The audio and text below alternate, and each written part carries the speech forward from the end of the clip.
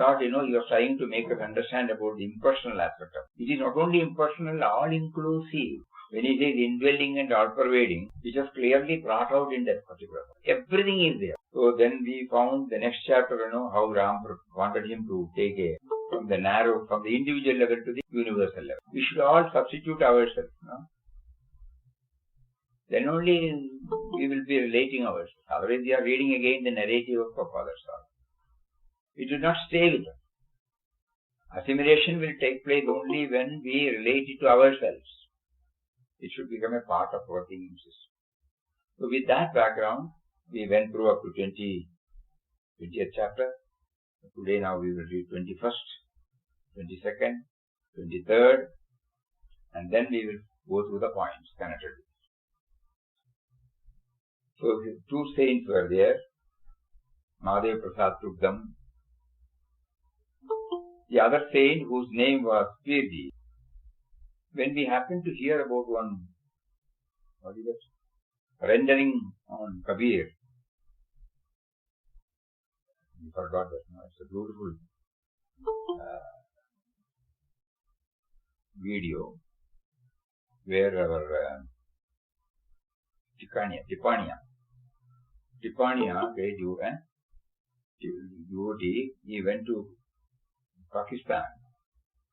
That was in search of Kabir. There, that devotee explains about the three types of saints in the system of Sufis. There the Pir comes. Fakir, Pir, and one more is there. The Pir is the advanced one. So here we have Pirji was comparatively younger than Mirzaj. He would speak and reply to questions put to him. Who? Pirji. Mahadev asked Pirji whether happiness could be found in the samsaric life in which he was placed. At this question, Pirji seemed to have roused himself a little. His voice was firm and decisive. Well, brother, as I have told you several times, there is only one remedy, and that is give up the miserable life of the world, and going up to a solitary place, meditate upon God, who alone can give you the happiness you are after. This is the only way and no other. O Ram, thou hast brought thy slave in touch with these saints in order to confirm his faith in thee. The first saint teaches the state of one who reached thee. The second one teaches how to reach thee. The kind Mahadev was taking him in the night to various bhajan parties in the city. When Ramdas told him one day that it seemed to be Ram's wish that he should make a move, he was quite unwilling to part from Ramdas. To avoid an immediate contingency of a departure, he escorted him to a village called Urcha, which was about 6 miles from the city. The place is famous for the temple of Sri Ramchandra. Leaving him at this place, and after arranging for his food, with a mother living near the temple, Mahadev Prasad returned to the city. His parting words were, "You may remain here as long as you like, or as long as Ram wishes you to remain. When he desires to leave the place, kindly come back to me at Jhansi." When left alone, in contemplation of the divine guide, protector, mother, Ramdas wandered on the bank of the beautiful river of the place.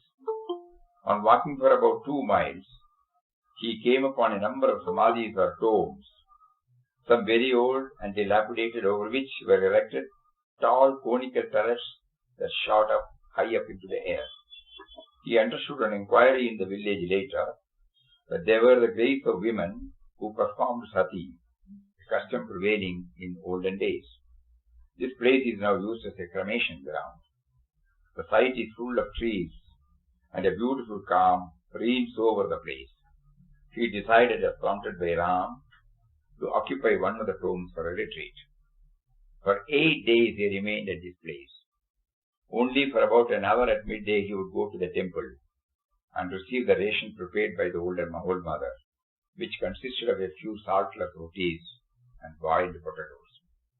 The whole night he would sit up for Rambhajan in that dome. Nights were spent in ecstasy. Ram's presence was felt in the very air he was breathing. In the morning when he was repeating aloud the charming mantra Om Shri Ram, Jai Ram, Jai Jai Ram, the birds of the air, small and big, and squirrels would alight on the parapet wall and would listen eagerly and with rapt attention to the sound of the great Pranava, Om. In the evening, the same sound, Om, would work like magic upon the goats and bullocks that came near the tomb for grazing. They would raise their head, pricking up their ears, stand still, and drink in the sound. O Ram, it is proved beyond any doubt that thou residest in the hearts of all creatures. The sleeping souls of the birds of the air and the beasts of the plains are awakened at the call of Ram's glorious voice. Instead of reading the three at a stretch, but we may not remember the point, so we will just go through. The first one is, Ram is telling us that as an aspirant you need periodical, occasional satsang with saints, realized souls, evolved. Whatever may be our conviction or commitment, when we are moving with the world, there is every likelihood without our knowledge it might get diluted. Intellect may start working. So every now and then the person realize soul. It helps us. So now and then we have to resort to the company of saints. Saints here mean evolved souls. So here God provided two saints. One who has reached, one who advises how to reach. So that means, we not merely seeing, prostrating, coming back and telling, oh, wonderful, nose is like this, eyes are like this, presence is like this. Something deeper than that, surface level. The moment Papa saw the other one, he said childlike in a sense, unconcerned, blank look, but at the same time, blissful. That means he is on a different realm. So that's the first point. Company of saints offer the aspirant more clarity on the path. Meditation on God is the only way. Emphatically he says. And if this meditation has to take place, there are certain requisites. Meditation is purely a mental discipline. We need not immediately jump into the idea of sitting in Padmasana, closing your eyes and having the Chin Mudra in your hand. It is also one part of meditation. But meditation here, what is meant, is contemplating on God is a purely mental discipline of thought. Papa, in one of the articles, he says about this. Vairagya means withdrawal of the mind from its attachment and attractions to the external objects of life. Now it is that he clearly understands that his bondage and ignorance is due to his deep love for those whom he holds very dear and near to him. His mind, which was so long only involved in the interest, worries and fears concerning those objects or beings to whom he was bound by the ties of affection and sense of possession, now it recoils. Attachment to objects and persons. It recoils. He further knows that the happiness which he enjoyed from those objects and beings is a passing chimera or illusion. Now he aspires for the world takes possession. Now he aspires for that peace and joy which is real and everlasting.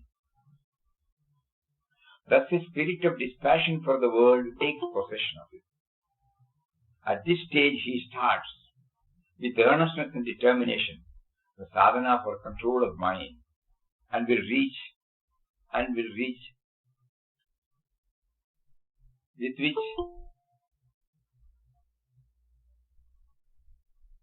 the third step, concentration. Concentration is the waveless, fixed state of mind. To gain this purpose, he takes up any mental practice best suited to his nature, best suited to his condition, environment. Concentration is attained by striving to fix the mind on one thought to the exclusion of every other. This thought must represent or symbolize the eternal reality dwelling within his own heart. In our case, it is Rama. The world that we behold, made up of 5 elements, earth, water, fire, air and ether, is a projection from the Supreme Truth. So by concentration on any element of the world manifestation, taking it as the very expression of the ultimate reality, the mind, through the attainment of one-pointedness, is merged in the Absolute Truth. Meditation is purely a mental discipline of thought. The concentrated thought is continuously made to dwell upon the glorious attributes of God, such as He is eternal, omnipresent, all-powerful, all-knowing, changeless, ever-peaceful, blissful. The meditation continued with persistency terminates in self-absorption, that is a state of super-consciousness. So this is how what is meditation. In our case, to understand it simple, meditation is thinking about Him. When we chant Ram Nam, where from the sound comes? Who is knowing the knowing principle that the chanting is being done?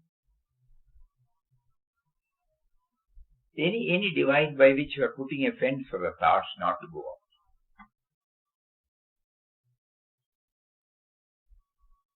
This is meditation.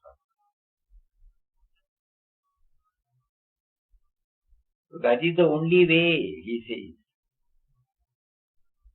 Only through meditation you will be able to feel the nearness, the presence, later on the vision everywhere, and finally we have been assured we will become one with everybody. Not through anything. That is why even while chanting, simultaneously, we should be bringing this in our mind that we are chanting the name of one who is seated within us, who is making me to chant.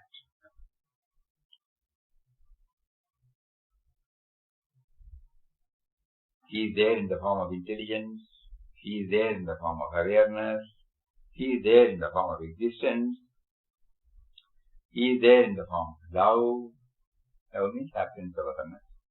He is there in the form of truth. Truth means eternal. He is there in the form of beauty, varied, The moment we open our eyes, we see the varied expressions. Manifestation is not like that one thing. Varied. In any category, in any species, in any segment. Flower means how many types of flowers. Vegetable means how many types of vegetables. Trees means how many types. Persons means how many types. Even when we look at the sky, how many types. So like that, we are in what all forms are come. So meditation. So meditation on God is the only way. So we keep on now trying to find an answer for ourselves. Each one can define but what is meditation for him. J. Krishnamurti used to say, traveling on the bus, looking at the face of your wife and child, you can meditate. Concentrated, one-pointed, mindful.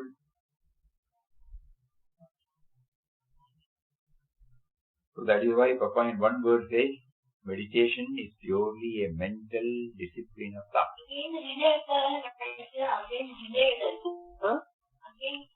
For that, one has to be free from, if I have to be successful in meditation,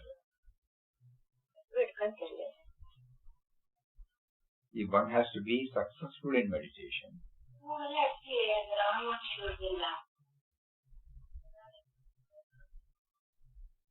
if one has to be successful in meditation, there has to be concentration. No?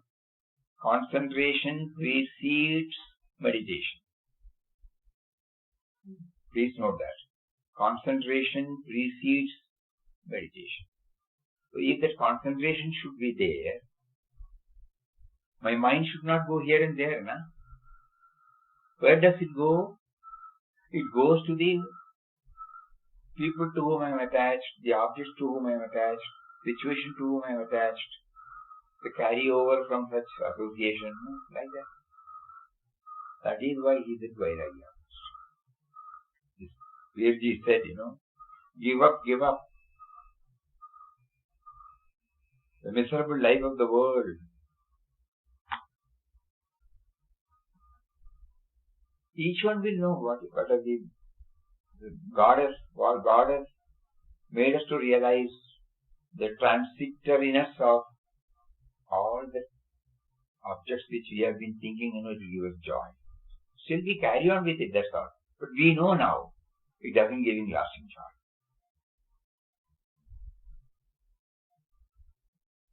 So we try, we need not dispossess anything. We don't have to go away anywhere, but in our heart, we will try to be free from possessiveness. Possessiveness not only to the possessions, but also to the persons. Accepting everybody as ours. We need not tom-tom. In our mind, we know we don't get attached to anybody. That is the stage. So this will only enable us to have the needed concentration, and that concentration will ultimately lead us to meditation. All these things, Ram makes the Virji to tell us. And then one more word here, that solitude. Solitude. The moment we hear the word solitude, we immediately think, retiring to one place. That may not be possible. If it is possible, nothing like that.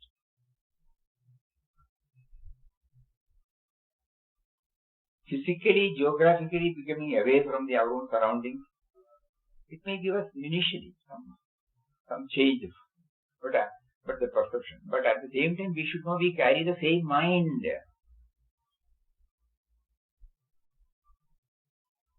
So when he says solitude,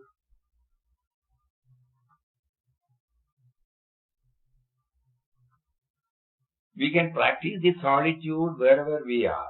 There are two ways. One is, do not contact anybody. Prior to coming to ashram, we were working with a Jain. Every day morning for 1 or 2 hours, he will be in the puja room. Until such time, he will not talk also. When he comes out, or suppose he comes out to take anything, he will not talk. Later on, we found out only the thought will come. You are coming, I say hello, finished. The whole thing starts. Interaction starts.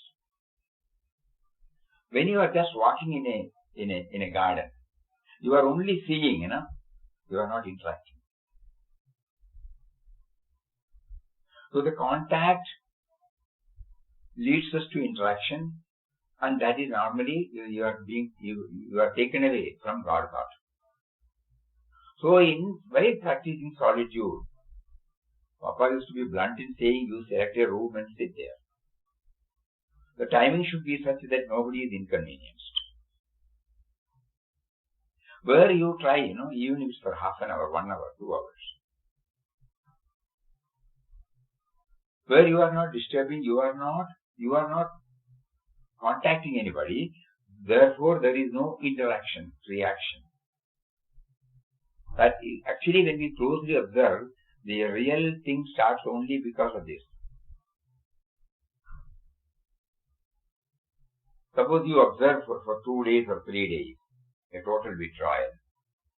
And the 5th day, it will be difficult for you to come and join the program. Why? Suppose 10 minutes you do intense inward journey. Immediately it will be difficult for you to bring out the voice. It will take some time. These are all the benchmarks, litmus test. So solitude is something, we have to keep on. In Papa's case, of course, he immediately proceeded to Urcha, where he can avoid all contacts. And because there was no contact, there was no interaction. He was only in touch with Mother Nature, where he was observing the sound. And that observation definitely, links you to the great provider, the creator, protector, destroyer. Every tree, every rock, every flower, every creature, big or small. Suddenly you are reminded. You try that with that. To solitude. Here he gives solitary place, meditating upon God. So it means avoiding contact with anyone and hence no interaction. At the same time, observing everything outside of God's manifestation. Papa did not sit, Later on we will find. He was enjoying the whole thing. But there is no interaction. You get some idea now. Otherwise we have some concept about Vairagya, some concept about meditation, some concept about solitude. Slowly, through this, Ram is giving us this clarity. And when we open our eyes and when we see, we are not seeing them as such.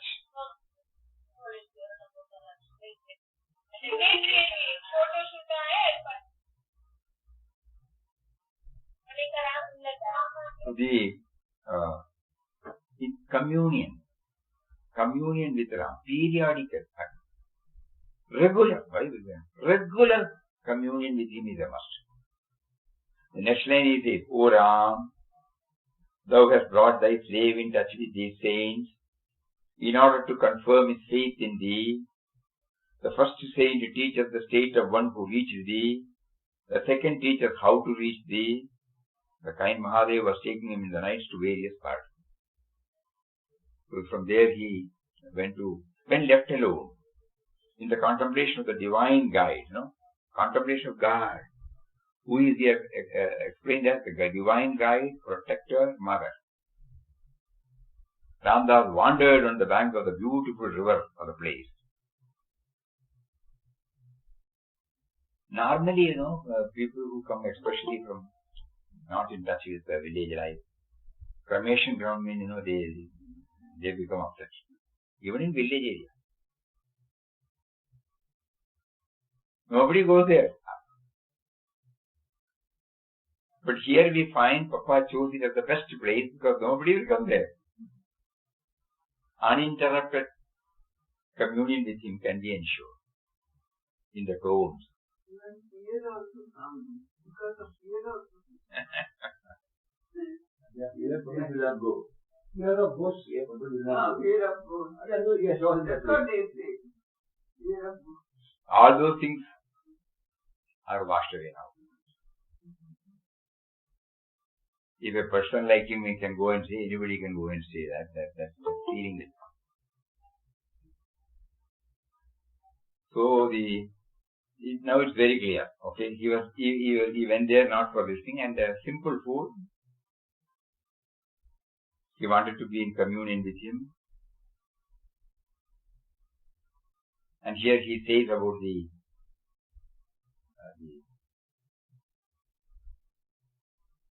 wonderful influence Ram Nam has. When he chants, everybody, he says all birds, all goats, all bullocks. In the evening, the same sound home would work like magic upon the goats and bullocks. Birds of the air, small and big, squirrels would alight on the parapet wall and would listen eagerly and with rapt attention to the sound of the great Pranava. So, the mind was not going out, no. Though he was not sitting, though he was moving about, he teaches through this that what is more important is dwelling on God remembrance. Whether the eyes are open, whether the eyes are closed. And here again, the communion takes place. O Ram, it is proved beyond any doubt that thou residest in the hearts of all creatures. The sleeping souls of the birds of the air and the beasts of the plains are awakened at the call of Ram's glorious voice. Enjoying the nature from enjoying the nature. Not enjoying.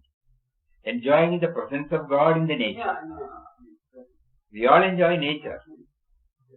But it's not enjoying the nature.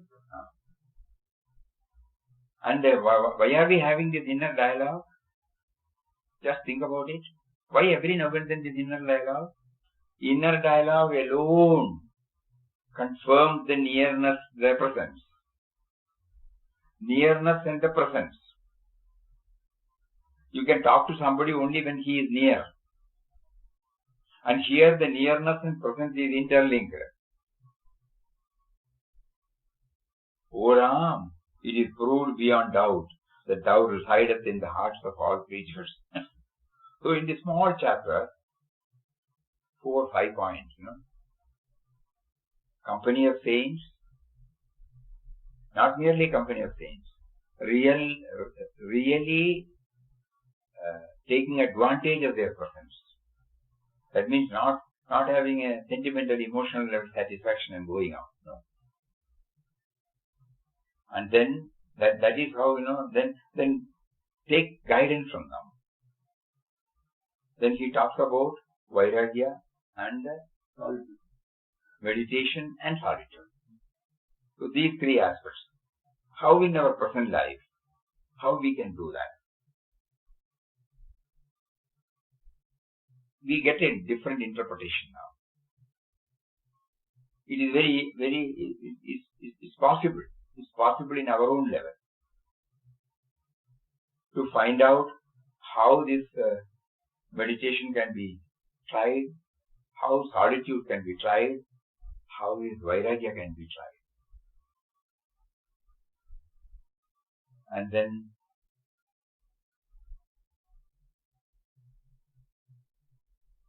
when we are freely moving, that means from the terrace, when we are seeing the sun, the moon, the clouds, suddenly we can think about the great void, Umpteen number of opportunities are there. When we see the light, immediately we can see the light of lights, What is it that cannot live during the period? Rest of the period we may be interacting, Vyavahara will be there. But in the period which we have earmarked for solitude in our own house. That is why everywhere in the town you find parks. Whenever we go to any metropolitan city, we go to the park in the morning for walking. We have rarely seen anybody talking. Either they may be walking, or they may be doing some exercise, or they will be simply sitting. So even society has provided us wonderful opportunity, because it may not be possible in their own home to do all this in open air, different types of flowers, trees. So now really we go there only for sitting in the park. No. We go to the beach only to spend some time. No. We can see the waves, the expansiveness of the waves, the sunset or the sunrise, or the moon, or the waves. So many things, can connect up. So simultaneously contemplate. Not only that we are viewing it, simultaneously linking it and communion with God. These are all the points. And then now we move to the next. Ram, the friend of the poor. During his visits to the villagers tried to dissuade Ramdas from staying in the jungle at night, as they warned him of tigers and other wild animals, because the place occupied by him formed part of the dense and extensive forest. But when the all-powerful Ram was there to save him, where was fear for him, and from whom? Ram is pervading everywhere, in all things, in all beings, in all creatures. He continued there for 8 days, when he received the command from Ram to move on. A small incident which took place here has to be chronicled at this stage. One day when he was passing the small bazaar of this place, with his lota in his hand, he felt thirsty. He now approached, as he walked on, a number of small low huts on one side of the road. Going up to one of them, at its entrance he found the old mother sitting. He begged her to give him some water in his lota. The old mother shook her head and said, "Maharaj, you cannot take water at my hands." "May Ramdas know the reason for this objection?" he inquired. "The simple reason is," put the mother, "I belong to a very low caste. To be brief, I am a barber woman." "What of that?" said Ramdas. "Not the least surprised. You are Ramdas' mother all the same. Kindly satisfy the thirst of your son." She was highly pleased at this reply. Going in, brought out a seat for him and her water vessel, out of which she poured some water in his lota. He quenched his thirst, occupying the seat so kindly offered. Now the old mother said she was utterly miserable. Left alone in the world, she spent all her days and nights in pain, fear, anxiety. Ramdas then assured her, "O mother, there is no cause for fear and anxiety, or for a feeling of loneliness, when there is Ram to protect us all. Ram is always near us. But a poor, weak-minded woman like myself does not possess faith in Ram, because I am a sinner." So saying, she burst into tears. "You shall have faith, kind mother, by the grace of Ram. Don't despair. Ram is always the friend of the poor and the humble." "Then show me the way," said the mother. "Repeat the one named Ram at all times. At all times of the day and night, when you are awake. You may be sure that you will not only feel lonely or miserable, you will not feel lonely or miserable as long as you are uttering that glorious name. Where this name is counted or meditated upon, there resides no sorrow, no anxiety, nay, not even death." Saying this, Ramdas started to go. When she begged him to visit her again the next day, as desired by her, he went to her hut again the following day at about the same time. "Well, mother, how do you do?" was the question. There was a cheerful smile on the face of the mother. She said that she had acted upon his advice and was finding himself much relieved from fear and cares. Then she offered him some laddus, which she said she had got from the sweetmeat shop. "Mother, this is not what Ramdas wants. He wants something prepared by your own hands," he said. At this she went inside and got for him a piece of roti or bread made by her, which he ate with no small amount of pleasure. Later he saw her once again when she was busy uttering Ramdas.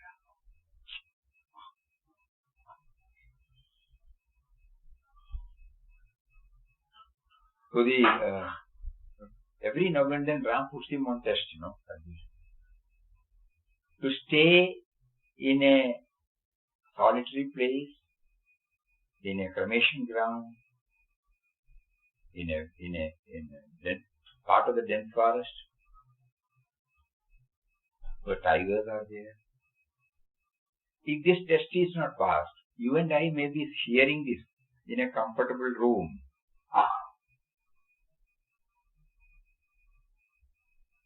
But to put us there on this and then asking this question, then only we will really know whether we are fearless, whether trust in Ram is there. So indirectly Ram is telling us, unless and until you experiment upon yourself, you will not know that you have the required trust in God. That is why even when so many people advised him not to stay there in the night, he preferred to stay there in the night. Because he was very clear. Clear from whom? And he was reiterating to himself, he is there in everybody, in all creatures, in all beings. So not merely knowledge, unless and until it is tested. So Ram tested him here. He passed the test.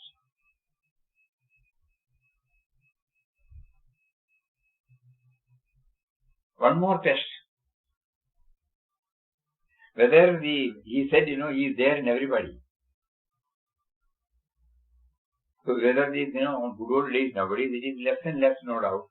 Very much less. But good old days, we all remember. This caste, creed, religion played a big part in separating people. We had many occasions to see that.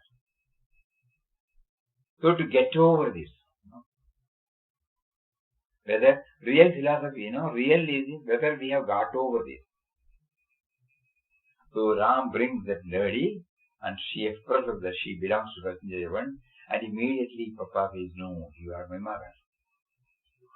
Papa passed the second test also. Lot of people are here.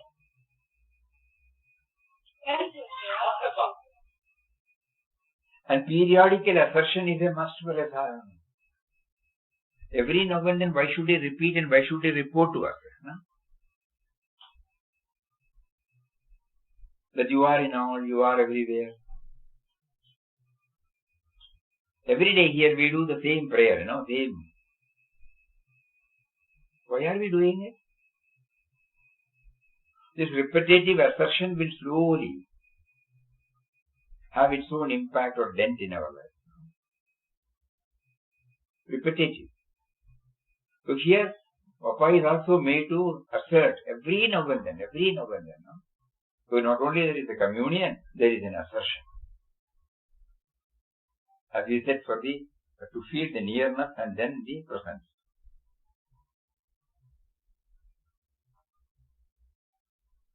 And then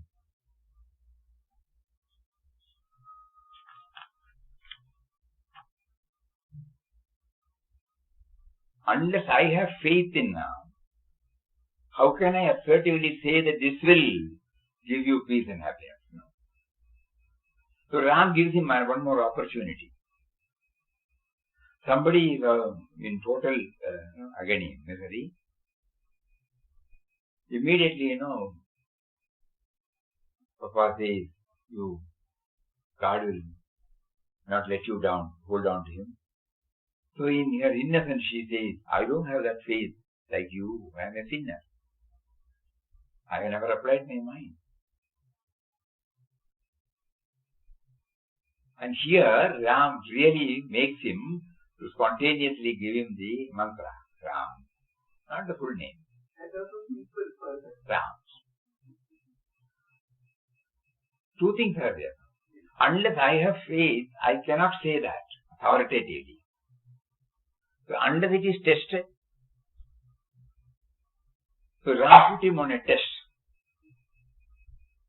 Oh, when she says, I am in the soul, what can we do? Our prarabdha, all those things we can say and go. But here, Papa was immediately said, don't worry. Oh, mother, there is no cause for fear and anxiety or for a feeling of loneliness when there is Ram to protect us all. Ram is near us. And when she says, I don't have faith, she says, you shall have faith.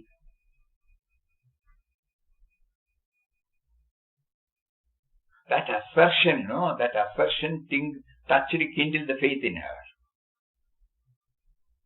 Wonderful pointer, no?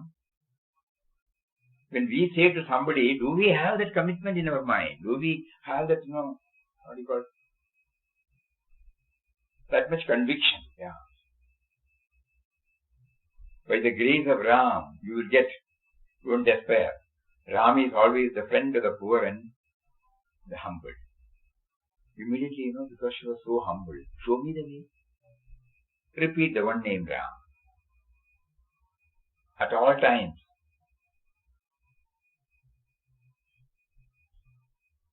You may be sure you will not feel lonely or miserable as long as you are uttering the glorious name. Where this name is sounded or meditated upon, there resides no sorrow, no anxiety, not even death. This is how he infused the faith in her.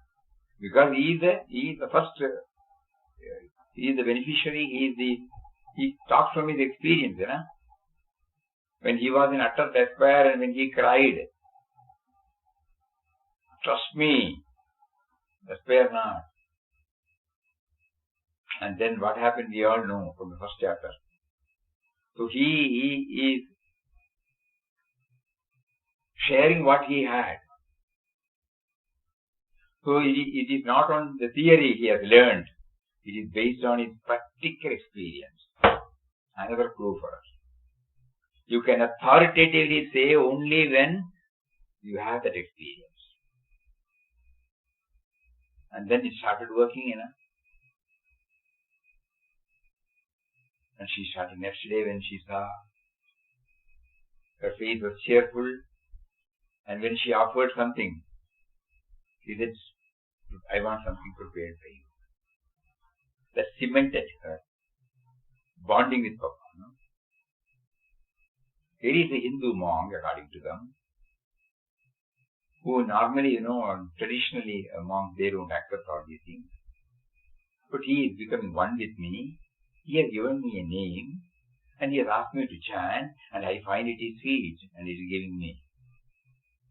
What a transformation that is taking place in him. So Ram put him on test, passed the test. This adds faith in Papa also. That is why he remembered. In one Mikhail and Mikhail, they have written a book on many saints, and he mentions about Papa there, on the few saints. He brings this idea there. His assertion, his love for Ram. That is a speciality for him. He says that is a devotion. And it's a peculiar devotion. Not outside, same. So that is how we move to the next chapter. God never punishes. So here, what are we covered? Company of saints. No, that company of saints are there. Company of saints, vairagya, meditation, solitude, Fearlessness. Fearlessness. Fearlessness, total trust, fearlessness, and no discrimination between anybody who belongs to any caste, creed, religion. No discrimination. Faith in Ram, and how that faith was able to touch and kindle the faith in others. Now we move to the third chapter. God never punishes. By Ram's command, Ramdas came back to Jhansi, where Mahadev Prasad welcomed him most heartily and pressed him to spend a few more days with him. At this time, Ram brought him into contact with more than a dozen friends at Jhansi, who were all very kind and hospitable to him. Of these, one young friend named Ramkinkar was extremely kind. One day in the course of a conversation, he heard that on the Himalayas there were two shrines, Kedarnath and Badrinath. And the path leading to these places was very difficult, and also the cold there was very intense. "Oh Ram, it was your suggestion." For him there was also a fascination for dangerous journeys and perilous places. Kedarnath he had read of in the splendid writings of that great Mahant, Swami Ramtirtha. His mind was made up, Ram prompted, and the resolution was sealed, and he should visit these shrines. However difficult the path that led to them, he expressed Ram's wish to his friends. Mahadev and others who valued his frail body so dearly did not at first appreciate the idea. They said that the journey was a terrible one, and it would prove so, especially to Ramdas, whose body was so weak and emaciated. Papa answers, Ram has given his fiat, and Ramdas obeys. placing full trust in him. The burden is on Ram to see that he is taken care of. Even if his body were to drop off at the will of Ram, he would not grumble. He will then be Ram's entirely. Go he must. At once Ramkinkar, the young friend, proposed to follow him on his journey to Kedarnath and Badrinath. So he had to remain in Jhansi for some days more at the request of his friends, which gave Ramkinkar sufficient time to make his preparation for the journey. Some other incidents in connection with his stay have to be narrated here before he describes his pilgrimage to the Himalayas. After the resolution was made, he was taken over by Ramkinkar, who kept him in a Ram Mandir near his own house and carefully looked after his personal wants. In this mandir there was a pujari known as Pandaji. Oh Pandaji, how very kind of you are too. At midday every day, Ramdas would saunter out in the hot sun and walk in the streets of Jhansi for 2 or 3 hours. The heat of the sun at midday in that season was very severe, but he would not mind it. Observing this one day, Pandaji, who was treating him as a child, warned him, "Look here, Maharaj, you are every day going out at midday and wandering about in the hot sun. Your head, which is clean shaven, is always uncovered. If you are obstinate, I shall have to lock you up in the temple before I go out." With this threat, an indication of his great love for Ramdas, he would press him to sleep in the afternoon and would not leave the mandir for midday meals until he saw Ramdas asleep. Oh Ram, how kind you are. Every time he brings Ram, we will say, Pandaji was very great. We are grateful to him. That is what we say, But every time he is linking, that is very important. That is the greatest lesson. One day during his midday walk, Ramdas got thirsty, and he discovered on a way a well at which some others were drawing water. He went up to the place and requested one of them to give him some water to quench his thirst. In reply, the mother who was asked for water said, "Maharaj, I am a Mohammedan, and you being a Hindu monk, it is not proper that you should accept water at my hands." "Oh mother," replied he, "Ramdas knows no caste distinction. He finds in you that universal mother, Sita, as he finds in all women. Therefore, do not hesitate to provide your son with some water." The mother was strangely surprised at his reply, washed the water pot thoroughly, and drawing water afresh, poured it out in the hollow of his hand, and he drank as much of water as he wanted. She ensured that she doesn't touch him. Washing the vessel, drawing the water, pouring. Then he continued his walk. For about 10 days he was staying in the Ram Mandir. And during evenings, a number of friends in the city would come and put him various questions about Ram. And he would try to satisfy them by such replies as were prompted him by the Ram himself. On one occasion, a certain friend came up, especially to have a discussion with him on a religious point. His question was, "Who are you?" "I am Ramdas," was his simple reply. "No, you speak a lie there," retorted the friend. "You are Ram himself. When you declare that you are Ramdas, you do not know what you say. God is everywhere and in everything. He is in you, so you are He. Confess it. Confess it right away." True, dear friend, God is everywhere. But at the same time, it must be noted that God is one. And when He is in you and everywhere around you, may I humbly ask to whom you are putting this question? This morning we happened to read from these letters, Their side says, whenever there is a duel, you should know that he is not in his entirety there. Because his presence can be conveyed only through silence. If you talk, you have disconnected from him unknowingly. When we think, when we talk, when we do, When the sense of agency is there, thought is there, immediately there is a disconnection. In a beautiful way he has put it. So he said, after reflecting for a time, the friend was driven to say, well, I have put the question to myself. The reply was given as a desperate attempt to reconcile his first contention. If he would say that the question was put to Ramdas, there was a clear sense of duality accepted by the disputant. As a matter of fact, put in Ramdas, Ram does not speak. The moment he speaks, he is not Ram. Same thing. Speech creates away a sense of duality.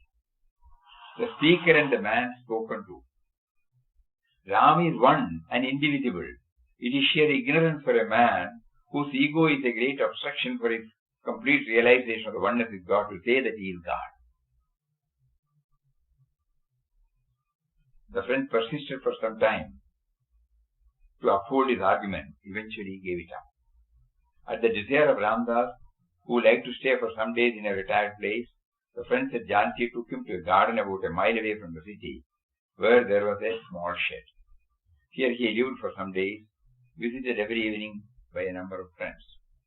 Here again a schoolmaster came for a discussion. He belonged to the Arya Samaj started by the great Saint Swami Dayananda Saraswati.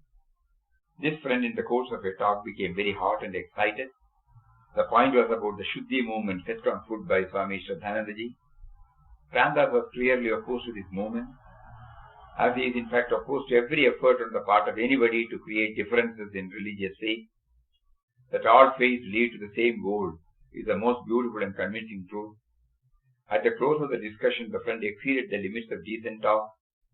However, Ramdas was cool and collected by the grace of Ram. At parting, he assured the friend that he loved him most dearly, in spite of any objectionable words used by him. Next day, about the same time, the friend came again in a great hurry. He could scarcely talk. He could only whisper. His throat was choked up. His condition was pitiable. O Maharaj, he explained, falling at the feet of Ramdas, God has punished your slave for having used rough words to you yesterday. See how my throat is choked. I can't speak out properly. O friend, Ramdas is really sorry to hear this, but be assured, God never punishes. God is love and is always kind.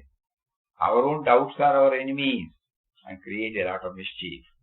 So-called evil is our own making. At once pulling out Ramdas's right hand, the friend rubbed the palm on his throat. Strange to say, his throat cleared. He began to talk more clearly, and in a few minutes he was all right. Behold, Maharaj, how powerful you are, he said exultantly. You make a mistake, dear friend, replied Ramdas. Ramdas is a poor slave of Ram, possessing no powers at all. Your faith alone has cured you, nothing else. From this time onward, the friend became very much attached to him. He was very kind. O Ram, thy ways are so wonderful that Ramdas gets utterly bewildered at times. The friend said Jansi, whom he met daily in the city, were all charitable in disposition, especially were they kind and hospitable to sadhus. When he was living with Mahadev Prasad, he found his friend a pattern of charity and humility. Mahadev would never send away a hungry man from his door without feeding him. He would forgo his own meal to satisfy a hungry man. His heart was so soft and so tender. Mahadev's humility was exemplary. Ram certainly gave Ramdas the society of his friend so that he might know what true charity and humility meant in actual practice. Ramkinkar, the young friend who accompanied him on his pilgrimage to the Himalayas, made it a rule to utilize about 10% of his salary for charity. This is really a beautiful hint for all.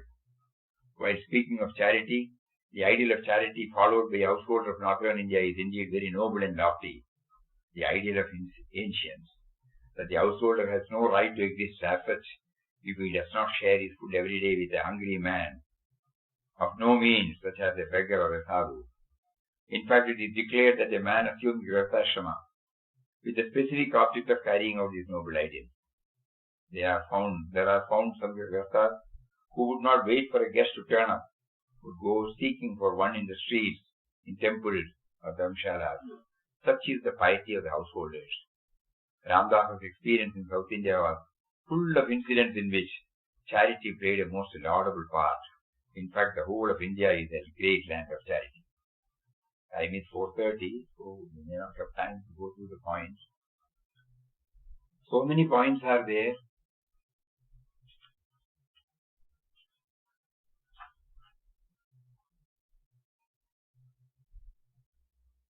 Whenever we happen to be in close association with a Mahatma, if we go, as we said, not at the surface level, superficial level,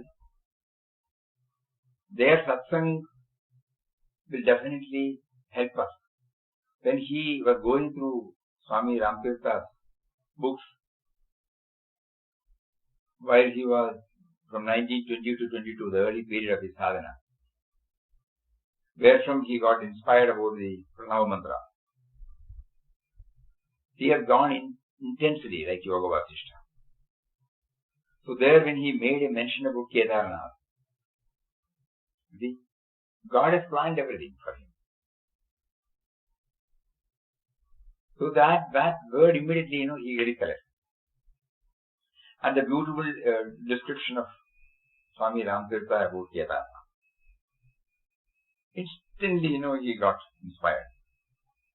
So through that, Ram is telling us through Papa's reaction that whenever you are blessed with a satsang, make use of it to the maximum extent, not at the surface level. Because somewhere God has a purpose of making you to get him in touch with the saint. Later on you will find, many a time we quote the Malayalam poem, which we had learned in 58-59. Now we understand the meaning. He had put that, at one time you will be able to enjoy the meaning of it. So everything happens only by his will for the best. So here we find, immediately, Papa remembered is associating his thoughts with the writings of Swami Ramtirtha. And elsewhere, later on, he used to say the three things that are necessary for a spiritual aspirant's life: fixed resolve, sustained faith, optimistic hope. So here the resolve is fixed, going there. Many people say so many is difficult, unlike today, on those days there was no path, nothing is there, very less.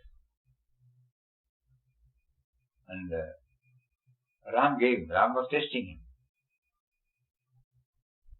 Immediately that particular word we should know. Our surrender should be such that our prayer, I should go and come back safely. This is what we normally say. Here, the prayer, he says, what should we pray? The onus is on him. The responsibility is on him, whether to bring him back or not.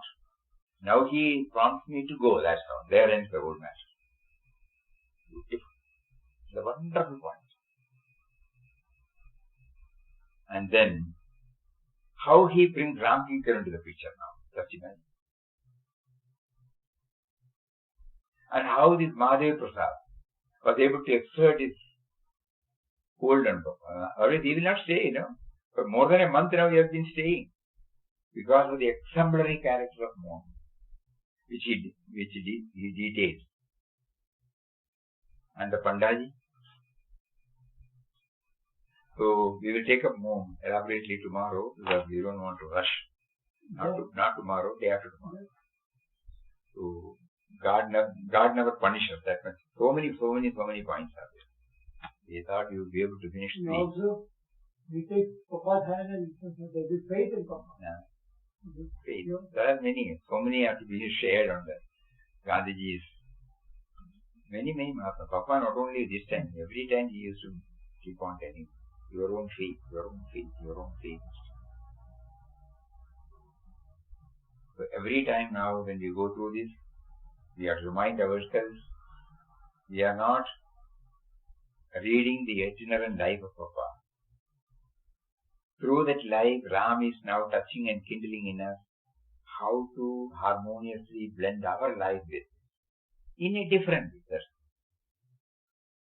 Not in the same pattern, but the theme of it, we take it and we apply it in our day-to-day life, so that it really becomes an inquest of God for every one of us. All the basics have been provided, facilitated for us, for this great quest. We are not reading Papa's inquest of God. We are trying to understand our own inquest of God. So let that be writ large. Let that be very clear. We have to do half a dozen times the same recap to hammer us that we are all on.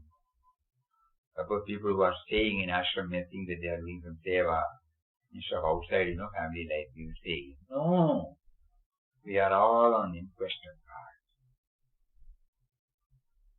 Whether he is an householder, inquest of God. A person who is working in a field, professional, inquest of God. Whether you are leading a social life, inquest of God. If everyone tries to translate this word, everything is for, I am in search of Him, I am in search of Him, I am in search of Him. All the preliminaries have been told, He is within me, He is everywhere around me. But I have not yet felt His presence. This is in search of Him. So let that be predominant in our mind. Then we are really making use of this wonderful opportunity God is providing us through Papa's inquest of God. Hari Om. We will all meet again on day after tomorrow. Om Shri Ram, Jai Ram, Jai Jai Ram. Om Shri Ram, Jai Ram, Jai Jai Ram. Om Shri Ram, Jai Ram, Jai Jai Ram. Om Shri Ram, Jai Ram, Jai Jai Ram. Om Shri Ram, Jai Ram, Jai Jai Ram. Om Shri Ram, Jai Ram, Jai Jai Ram. Om Shri Ram, Jai Ram, Jai Jai Ram. Om Shri Ram, Jai Ram, Jai Jai Ram. Om Shri Ram, Jai Ram, Jai Jai Ram. Om Shri Ram, Jai Ram, Jai Jai Ram.